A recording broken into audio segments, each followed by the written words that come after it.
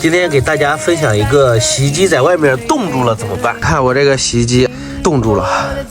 底下就是不排水，怎么就是不排水？看我拆了多少东西，工具，对，最后把这个堵头都拆下来了，但是还是不排水，怎么着都不行。后来我就突然想到，我有一个小太阳，用这个小太阳把这后面的挡板拆掉以后，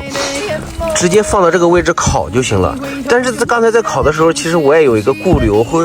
担心会不会把这个线束啊什么的，就是烤化啊什么的。但是事实证明是没有。天气很冷，洗衣机在外面没办法放屋里的情况下，像我们这是个院儿，就只能放外面，放不了屋里，放到屋里也没办法排水的情况下，其实就可以，你底下冻住了不排水，没办法洗衣服。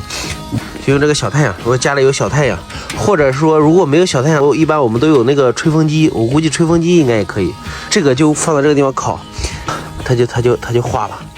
我的天，我这整了有大概好几个小时了，拆了这么多东西，最后发现有一个很简单的方式，所以我也希望如果有被冻住，希望能给你们一点帮助，